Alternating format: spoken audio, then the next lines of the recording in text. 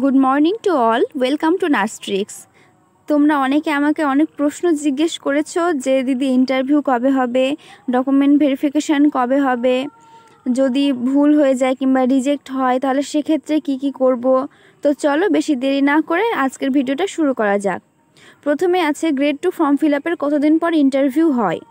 Form fill up আমাদের শেষ হচ্ছে সেপ্টেম্বরের 3 তারিখে, ঠিক আছে। তারপরে কিন্তু এক সপ্তাহের জন্য একটা এডিট উইন্ডো দেওয়া হয় এবং সেই সময় কি হয়, যদি তোমাদের রিজেক্ট হয়ে থাকে তাহলে কিন্তু একটা মেল আসে এবং মেলে রিজেক্ট হওয়ার কারণটা জানিয়ে দেওয়া হয়। তখন কিন্তু তোমরা এডিট উইন্ডোতে গিয়ে সেই জায়গাটা এডিট করতে পারবে, ঠিক আছে।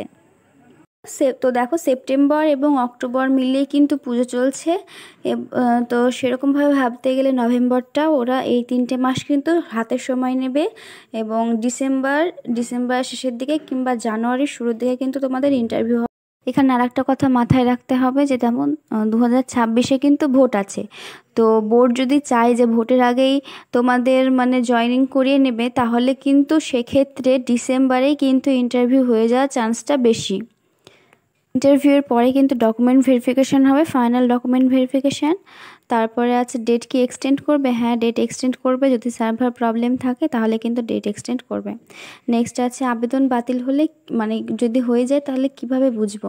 আমি প্রথমেই বলেছি, যদি আবেদন তোমাদের বাতিল হয়ে যায় তাহলে কিন্তু তোমাদের যে মেলটা এবং ফোন নাম্বারে যে মেলটা দিয়েছো ভ্যালিড মেল, সেই মেলে কিন্তু একটা মেল যাবে, একটা SMS যাবে যে এই কারণে তোমাদের রিজেক্ট হয়েছে। তখন কিন্তু তুমি বুঝতে পারবে যে কিসের জন্য রিজেক্ট হয়েছে এবং সেটা এডিটও করতে পারবে।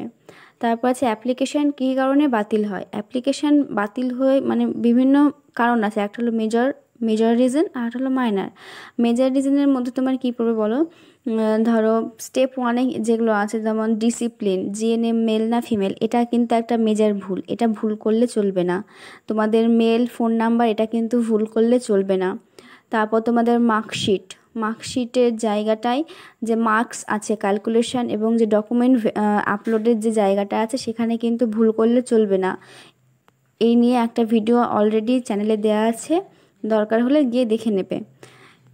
কাস্ট সার্টিফিকেট যদি ঠিকঠাকভাবে আপলোড না করো তাহলে কিন্তু এই সমস্ত কারণে তোমাদের অ্যাপ্লিকেশানটা রিজেক্ট হয়ে যেতে পারে।